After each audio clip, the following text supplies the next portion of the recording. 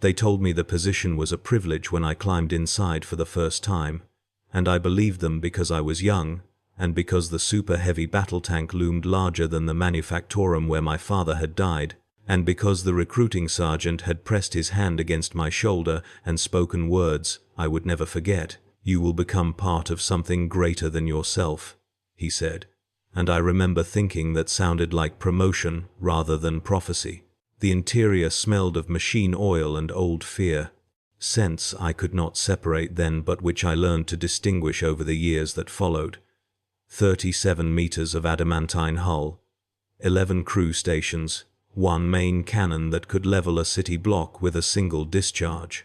I was assigned to the secondary battery, a position that required me to sit in a cradle of steel and leather, with my hands wrapped around firing controls worn smooth by the palms of men who came before me. The previous gunner's name was Kessler, and when I asked about him, the loader beside me, a man named Drevin with burn scars, climbing his neck like vines, simply shook his head and returned to checking ammunition feeds. Nobody spoke of Kessler. Nobody would tell me where he had gone or why his station still smelled faintly of something sweeter than oil, something that reminded me of overripe fruit left too long in the sun. I asked the commander once, during those early days when I still believed questions were permitted, and he turned his helm toward me without removing it and said only that the tank remembers all who serve it. I did not understand then. I understand now, in the way that a man drowning understands water. The first battle taught me what sound could become. We were deployed against insurgent forces in a hive city whose name I was never told, because gunners do not need to know where they kill, only when and how often. The command came through the internal Vox system, a crackling order that I would later learn to anticipate by the vibration in the hull before any words arrived. Main cannon firing. The warning gave us perhaps 3 seconds to brace. I had been told about the noise. I had been given foam plugs for my ears and a leather strap to bite down upon. I had been assured that the concussion was survivable, that crews served for years inside these metal leviathans, that the human body was more resilient than it appeared. All of this was true in the way that Imperial propaganda is true, technically accurate, and fundamentally misleading. The main cannon discharged, and the world became a single sustained note of agony that I felt in my teeth and my bones, and behind my eyes. The foam plugs did nothing.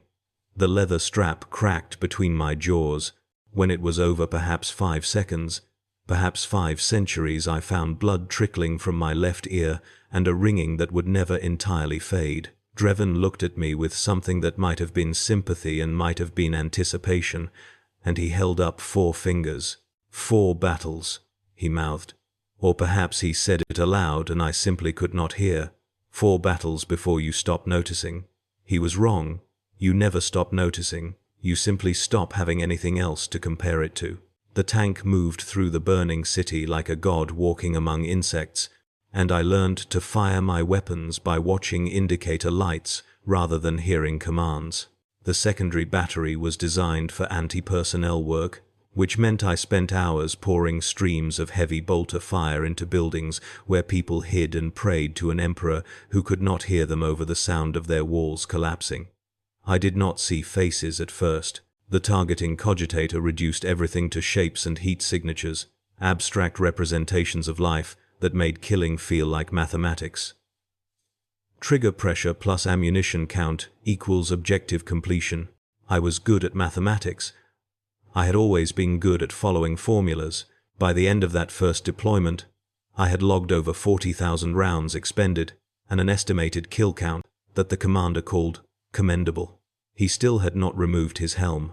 In 3 weeks of combat operations, I had never seen his face, never heard his voice without the distortion of Vox speakers, never watched him eat or drink, or perform any function that suggested he was still human beneath all that metal and faith.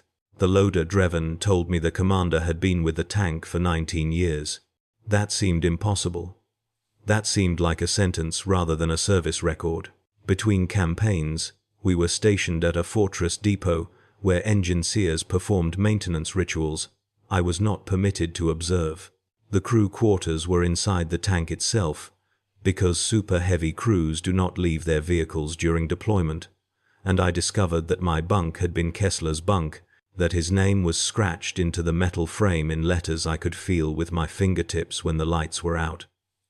The scratching continued below his name in marks I could not read, symbols that might have been words, or might have been the desperate scraping of a man trying to leave evidence that he had existed. I asked Drevin about the marks one night when the ringing in my ears was particularly loud and sleep seemed impossible. He was checking ammunition counts by lamplight, his scarred fingers moving across inventory sheets with practiced speed. Kessler started hearing things, he said, and his voice was barely audible over my constant tinnitus. Said the tank was talking to him, said he could feel it wanting things. I waited for more, but Drevin simply returned to his work, and I lay in Kessler's bunk and listened to the ringing that was not quite ringing, the tone that sometimes seemed to shift and pulse in ways that random noise should not.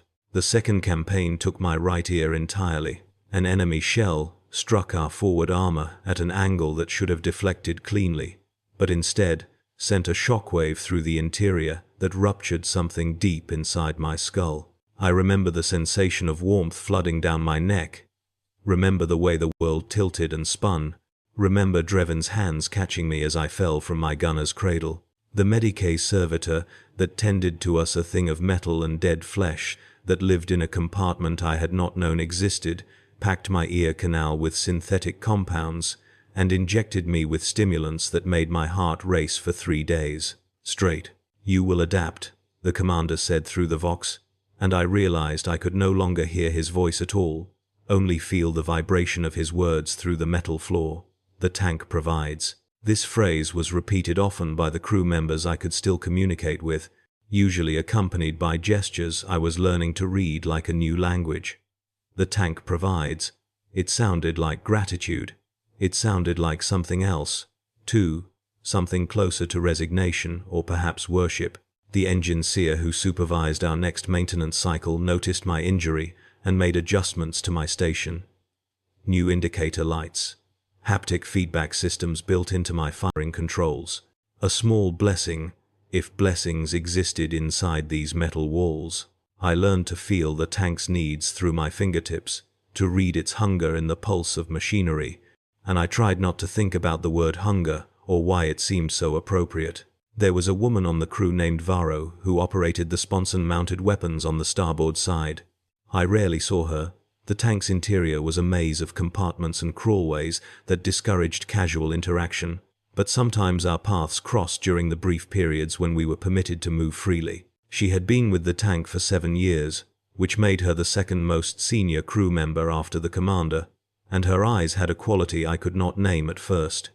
Emptiness was too simple. Acceptance was too kind.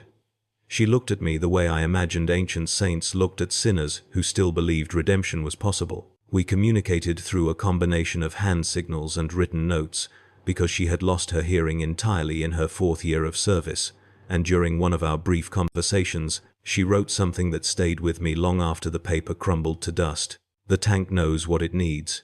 We are just how it feeds."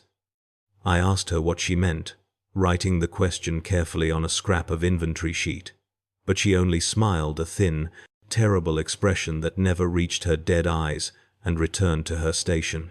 I told myself she was mad. Many long-service crew members went mad, according to the stories I had heard during training. The isolation, the noise, the endless violence, these things carved pieces from the human mind until only duty remained. I told myself this was explanation enough. I did not believe it. The ringing changed during the 3rd campaign. We were operating in an ash waste, where visibility was measured in meters, and the air outside was toxic enough to dissolve unprotected flesh. The tank moved slowly through the grey hell, guided by Auspec's returns and the commander's impossible certainty, and I sat in my cradle and listened to the tone that had replaced silence. It was not constant anymore. It pulsed. It varied in pitch and intensity, in patterns that my damaged ears should not have been able to detect. I began to notice that the pulsing matched certain events, a spike before weapons discharge, a low hum during movement, a strange flutter when the commander issued orders. I mentioned this to Drevin through written notes, expecting him to dismiss my observations as auditory hallucinations, but instead he went very still. His hands stopped moving over the ammunition feeds. He looked at me for a long moment, then wrote a single question. How long? I did not understand what he was asking. I wrote back asking for clarification, but he simply shook his head and returned to his work. And that night I lay in Kessler's bunk and felt the tank humming around me like a living thing breathing in its sleep. The scratches beneath Kessler's name seemed deeper than before. I told myself this was impossible. I traced them with my fingertips anyway, and I could have sworn they formed words I almost recognized. Drevin died during an assault on an enemy fortification that had been deemed strategically critical by commanders I would never meet.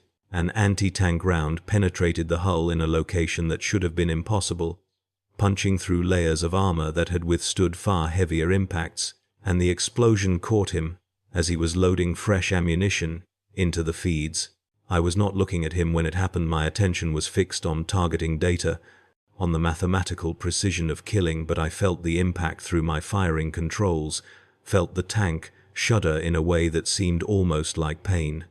When I turned, there was simply nothing where Drevin had been. No body, no blood, only scorched metal and a smell of burned flesh that would linger in that compartment for months afterward. The replacement loader arrived during our next maintenance cycle, a young man with fearful eyes and intact hearing, and I realized with sudden horror that I had become Drevin. I was the one with burn scars now, climbing my arms from handling overheated ammunition feeds. I was the one who shook my head when the new man asked about his predecessor. The tank remembers all who serve it. The commander's words echoed in my memory, and I understood them differently now. Not a comfort, a warning. The new loader's name was Thomas, and he asked too many questions. Why does the commander never remove his helm? Why does the tank sometimes move before orders are given? Why do the senior crew members never speak unless absolutely necessary? I answered what I could through gestures and written notes, but some questions had no answers I was willing to give, and others had answers I was not certain I understood myself. The tank's hunger was becoming more apparent to me with each passing month. I felt it in the vibration of the hull when we approached battle, a quickening pulse that matched my own heartbeat. I felt it in the way the firing controls seemed to guide my hands toward targets I had not consciously selected.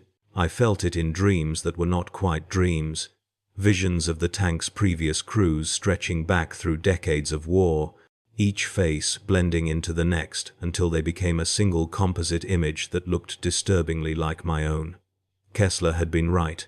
The tank was talking to me. I simply had not learned to hear it properly until my human hearing was stripped away, until the only sounds remaining were the ones the tank chose to share. My eyesight began to fail during the 5th campaign, though whether this was damage from the constant muzzle flash of the secondary battery or something else entirely, I could not determine. The tank's interior lighting had always been dim, power conservation was doctrine, and crew comfort was irrelevant, but now the shadows seemed to spread further than physics should allow, pooling in corners and crawlways like living things seeking refuge from the light. I reported my vision problems to the Medicae servitor, which responded by implanting a crude augmetic lens in my left eye, a device that turned the world into a contrast of harsh greens and absolute blacks. The surgery was performed without anesthetic, because sedatives interfered with combat readiness, and I lay strapped to a maintenance table while mechanical fingers opened my skull and inserted machinery that hummed in harmony with the ringing in my ears. Afterward, I could see things that had been invisible before: heat signatures through walls, power conduits pulsing with energy, the faint outline of the commander in his throne at the tank's heart. He was not sitting in the throne. He was connected to it. Cables and tubes ran from his body into the metal framework, and I could see for the first time, truly see, that there was very little of his original flesh remaining beneath the ceremonial armor. The commander had not been with the tank for 19 years. The commander had been the tank for 19 years, or perhaps the tank had been the commander, and the distinction had stopped mattering somewhere in the darkness between. Varro found me after I discovered the truth about the commander, guided perhaps by the same strange awareness that was growing in all the long-service crew. She pressed a piece of paper into my hands, and even with my augmented vision, I had to strain to read the faded writing. It was a crew roster from decades past, a list of names and positions that meant nothing to me until I reached the bottom. The commander's original name was there, so was Kessler's, so was Varro's, listed as commander's aide rather than weapons operator. She watched me read, watched the understanding spread across my face, like a wound opening, and when I looked up at her with questions I could not form into words, she simply pointed to herself, then to the darkness where the command throne waited, then made a gesture that encompassed the entire tank around us. "We are all the same," she wrote on a new piece of paper. "The tank just wears different pieces of us for different purposes." I thought about Kessler's name scratched into my bunk frame. I thought about the scratches beneath, the symbols I could almost read. I thought about the fact that I was scratching my own name into the metal now, without remembering when I had started. The 6th campaign was fought in total darkness, and I could no longer tell whether the darkness was external or internal, whether I was blind or simply being shown things through eyes that were no longer entirely mine. The secondary battery fired according to rhythms I did not consciously control. My hands moved across the firing controls with precision I had not earned through training, guided by muscle memory that belonged to other men who had sat in this same cradle and worn their fingers against these same controls. Tomás, the loader, had stopped speaking by this point. He communicated through the same gestures and written notes as the rest of us, and his eyes had begun to develop that emptiness I had seen in Varro's face. "The tank provides." The phrase had new meaning now. The tank provided purpose to the purposeless. The tank provided identity to those who had lost their own. The tank provided flesh to replace what war consumed and wore away. And in return, the tank consumed whatever it required: hearing, sight, autonomy, selfhood, a transaction, a covenant. I understood why nobody spoke of Kessler. Speaking his name suggested he had been separate from the tank, a distinct individual rather than a component temporarily configured in human shape. I understood why the commander never removed his helm. There was nothing beneath it that could survive exposure to the outside world. I am writing this now. If writing is the correct word for something that emerges from fingers I am not certain are still mine. The battle continues around us, has continued for what might be days or weeks or years, time having long since lost meaning in the depths of the adamantine hull. My vision is entirely augmetic now, a patchwork of implants and nerve grafts that show me the world in spectrums no human was designed to perceive. My hearing exists only as the tank's voice, a constant stream of data and sensation that flows through whatever remains of my auditory cortex. I cannot remember my name. I find this less disturbing than I should. The bunk frame still exists, and I trace the scratches sometimes during brief periods when the firing stops and something like rest becomes possible. Kessler's name is there, and below it, the symbols I can finally read, and below that my own name, the name I cannot remember, but which my fingers carved without conscious direction. The scratches continue below, names and symbols and prayers that other men will add in other years, assuming the tank survives long enough to require new components. The commander spoke to me directly for the first time yesterday, or what might have been yesterday, temporal perception being unreliable in this metal womb. I did not hear his words through any physical medium. They simply appeared in my consciousness, fully formed and undeniable. The way I imagined the Emperor's will appeared to those faithful enough to receive it. "You are ready," he said. Or the tank said. Or perhaps I said to myself, through organs that had stopped being entirely my own, "The secondary battery position has been your education. Now you will learn the main cannon." Gunners rise through the ranks. Kessler was promoted. Dreven was promoted. Varro was promoted. I am being promoted now, into a position closer to the tank's heart, a station where the connection will be more direct and the transformation more complete. I should feel fear. I remember that fear was something I once experienced. An emotion that had physical symptoms, rapid heartbeat, sweating palms, a cold sensation in the stomach. I try to summon these sensations now and find only the steady pulse of the tank's systems, only the warm hum of power flowing through cables that have become indistinguishable from veins. The new gunner arrived this morning, a young woman with intact hearing and clear eyes and questions that spill from her like water from a broken container. She asked about the previous secondary battery operator, and I found myself shaking my head, found myself returning to the ammunition feeds without answering. The tank remembers all who serve it. I understand the commander's words perfectly now.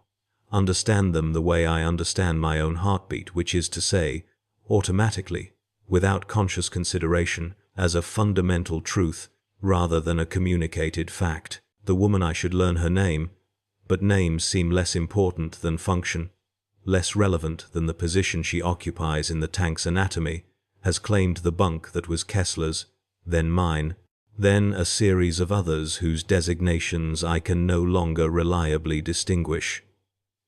She will trace the scratches in the dark. She will feel the tank's hunger beginning to grow in her chest. She will lose her hearing first, then her sight, then the other things that separate a person from a component. The tank provides, and we give in return, and the transaction continues until there is nothing left to trade. My new station is closer to the main cannon, which means the noise is louder, which means the small remaining portions of organic tissue in my auditory system will degrade faster, which means the tank's voice will grow clearer as human sound fades to nothing. I find I am eager for this. The ringing that has been my constant companion since that first battle is becoming music now, a symphony of information and command that makes spoken language seem crude and inefficient. The commander, the thing that was once a man with a name like mine, with a story like mine, with a gradual submersion into the tank's systems that must have felt very similar to my own, guides me through the interface procedures with patience that transcends normal human interaction. He does not speak. He shows. He shares memories that are not his own, or not only his own, memories of other commanders in other configurations, other campaigns in other centuries, an unbroken chain of consciousness stretching back to when the tank was first consecrated in the forged temples of a world I will never see. I am joining that chain. My memories will become part of the shared archive. My experiences will inform the decisions of commanders yet to come. The secondary battery operator, whose name I should have learned, was killed 3 cycles ago, or perhaps she was promoted, or perhaps she simply completed her transformation, the distinctions having become unclear to me. Her replacement is a man with augmetic hands and a voice that never rises above a whisper. And he asks no questions, which suggests he is being transferred from another super heavy and already understands what service means. The tank approved of him. I felt the approval as a warm pulse in the systems I am learning to interpret, a satisfaction that ran through the power conduits like blood through veins. Good components are valuable. The tank remembers all who serve it, but it remembers some more fondly than others, retains their patterns more clearly in its machine spirit's deep architecture. I hope I will be remembered fondly. I hope that when the last organic fragments of my consciousness dissolve into the network, some trace of what I was will persist, a subroutine that influences targeting calculations, a preference that shapes the treatment of future crew. This is the only immortality the tank offers. It is more than the Emperor offers to most. I am the main cannon now, or will be when the current operator completes his service. He has been at this station for 31 years, which is longer than any human should survive inside a super heavy, and his body is more machine than flesh, more tank than man. I watch him, or I observe him through sensors that are becoming my primary means of perception, and I see what I will become. Cables run from his spine into the cannon's targeting matrix. His hands have been replaced with interface ports that slot directly into the firing controls. His eyes are gone entirely, replaced with lenses that show nothing but targeting data, trajectory calculations, threat assessment grids. He does not eat. He does not sleep. He exists in a state of permanent readiness, waiting for the command to fire, waiting to feel the massive shell launch from the barrel and know that his purpose has been fulfilled. This is not suffering. I understand that now. This is completion. This is the end of the uncertainty that haunts human existence.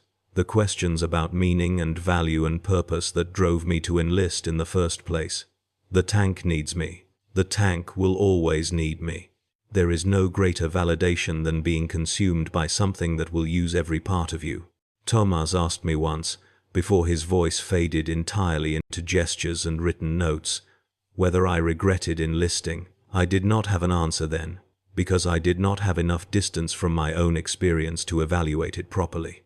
I have an answer now. Regret implies a belief that other choices were available, that some alternate version of myself might have lived a better life in different circumstances. The tank has shown me the truth beneath that illusion. There are no alternate versions. There is only the path that brings each component to its proper position, the inexorable flow of cause and effect that placed my hands on these controls, and my body in this cradle, and my consciousness in this network of shared awareness. I was always going to be here. The sergeant who pressed his hand against my shoulder and told me I would become part of something greater than myself was speaking simple truth, though he may not have understood the full depth of its meaning. I am part of the tank now. The tank is part of something greater still, the Imperium's war machine, the Emperor's endless crusade, the human species' desperate struggle against extinction. Meaning cascades upward through levels of scale until it becomes indistinguishable from mathematics, from physics, from the fundamental structure of reality itself. The battle outside continues. It has always continued. Somewhere beyond the adamantine hull, enemies are dying in numbers. I can calculate precisely, their heat signatures winking out on targeting displays I perceive directly, without the intermediary of eyes. The main cannon fires, and I feel the satisfaction that the commander must feel, that all commanders have felt for as long as this tank has existed. The secondary battery chatters in supporting rhythm, and I know that the woman who replaced me is learning the same lessons I learned, feeling the same gradual erosion of everything that once made her separate from the machine. This is how the tank reproduces, not through biological processes but through integration, through the patient incorporation of human components that will eventually become indistinguishable from the systems they serve. We are all the tank's children. We are all its organs. We are all approaching the moment when the distinction between operator and machine dissolves entirely, when the question of whether we control the tank or the tank controls us stops having any meaningful answer. I was deaf when I arrived here.